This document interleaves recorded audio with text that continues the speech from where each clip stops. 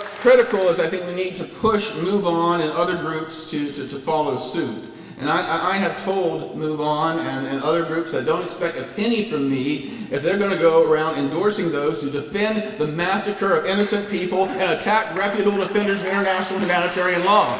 You are not progressive if you support those kind of policies.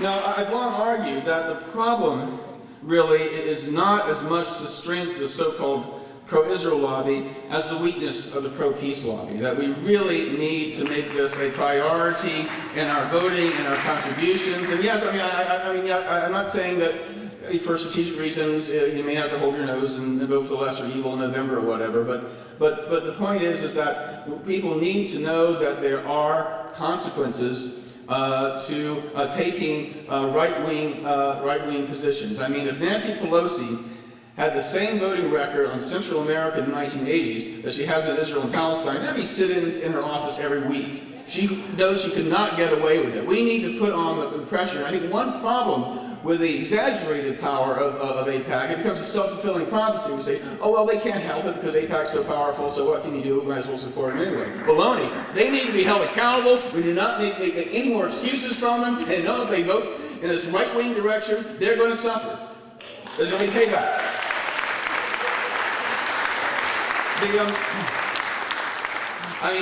Barbara Boxer was one of only 14 Democratic senators who signed a letter attacking the Goldstone Commission report.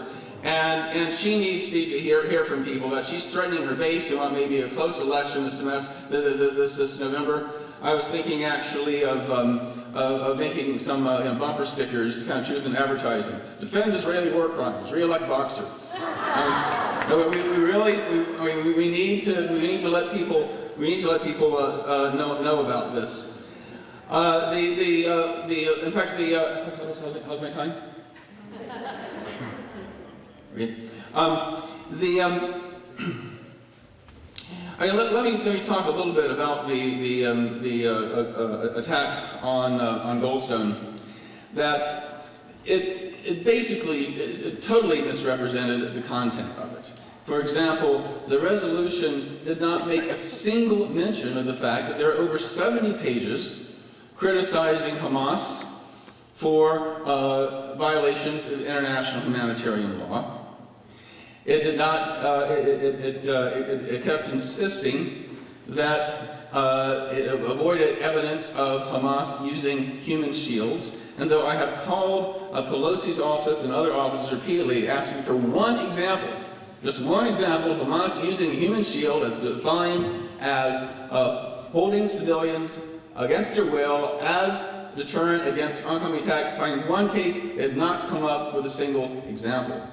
And they have used this. They've used this as an excuse for justifying war crimes. Now, it's important that even if they were using human shields, international law is very clear that you still can't go and kill people. I mean, if a botched bank robbery and the bad guys were holding some tellers and customers at gunpoint, started shooting at the cops, I don't think the cops get away with killing everybody and saying, "Oh, it's not our fault. They were using human shields." But the fact is that again, there's no evidence that there was any case of human shields, and not again, despite many calls, no one has come forward with presenting any evidence of it. So one thing that Pelosi did in her resolution in January was she redefined human shield to mean that anyone, but that because Hamas was using human shields by placing its fighters and its leaders in mosques, in civilian neighborhoods, and hospitals, etc., etc. Now, Hamas, like any government or quasi-government organizations, people live in civilian neighborhoods. They go to civilian houses of worship. They go to civilian hospitals when they, if they're sick or injured. Similarly, Hamas, being a militia rather than a standing army, most people live at home. So in a sense, they were saying Gaza Strip is essentially a free fire zone because they're all human shields, therefore it's Hamas' fault. And if you again read the Pelosi's resolution, it says that because Hamas supposedly started the conflict, which is debatable, but even assuming if they did, that therefore, and this is the actual wording of the resolution, that the blame for the breaking of the calm and the subsequent civilian lives rests squarely with Hamas. In other words, it is a way of absolving any country with superior firepower from large-scale killings of civilians if they can argue, well, the other side started it. Now, if you also look at the later resolution dealing with the Goldstone Commission report and others, I go into detail in one of my articles on this, but basically, this goes well beyond Israel-Palestine. This is about the so-called global war on terror. This is basically making the foundation that if it's done in the name of fighting terrorism, anything goes. Anything goes. And this is why it's so dangerous. Again, and this is why that in many ways we are the way the United States is allowing Israel to get away with these violations of international humanitarian law.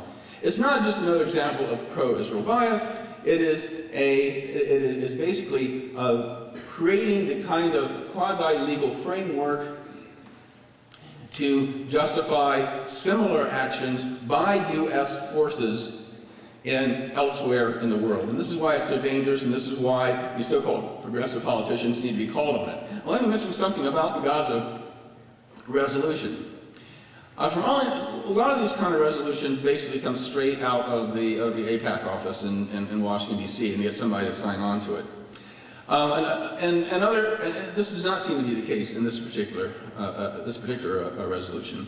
Nor, there's also the excuse that a lot of liberal Democrats say about the resolutions like supporting Israel's assault on Lebanon in 2006 and a few others, that, well, it was written by the Republican leadership, and it was, the wording was a little hyperbolic, and we didn't agree with all of it. It was over the top and extreme, but, we wanted to show our support for Israel, and the Republicans were kind of putting us into a trap, where, we either support the way they wrote it, or we'd be depicted as anti-Israel, etc.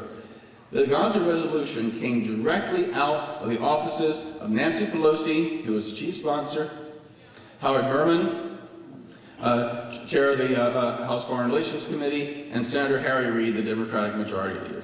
They were the ones who were responsible. They had no excuse. This was their work. Their language they included was theirs alone, and let's not give them slack on this. They need to hear from us, and they need to know that this is totally unacceptable.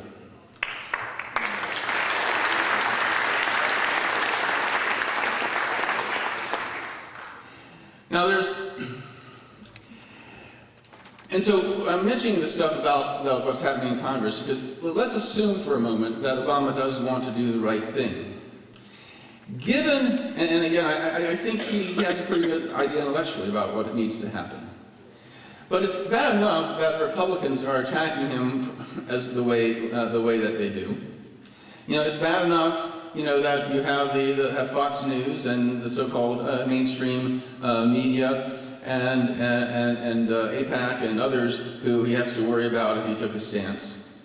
But if his own party, if the congressional leadership of his own party are pushing him from the right, it's going to be a real fight. And I think this is the one thing that's holding him back. Because, he's spent a lot of political capital already. Can he afford this fight? And I think there's something very revealing that happened about a little over 2 years ago when he was campaigning. I think it was in Morristown, New Jersey. It was a fundraiser at a big fancy house. There were maybe 100, 150 people there who could afford the money to have this, fairly intimate encounter with the Democratic frontrunner. And somebody asked him this question, and it basically was, are you going to actually be able to do what we need to do for Middle East peace? That is, are you willing to apply tough love on Israel? Are you willing to pressure Israel to make the necessary compromises everybody needs to know needs to happen if there's going to be peace? And it's interesting how Obama answered the question. He didn't do it directly.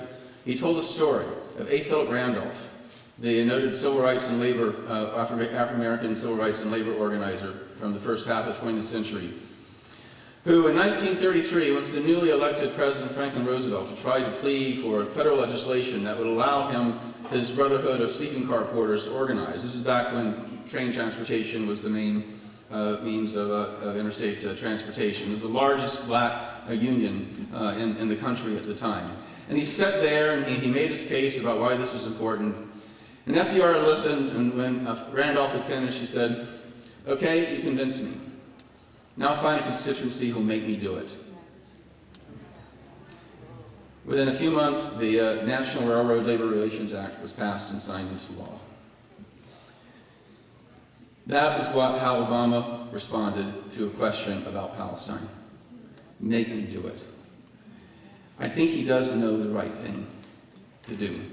What we need to do is to make him do it. Thank you.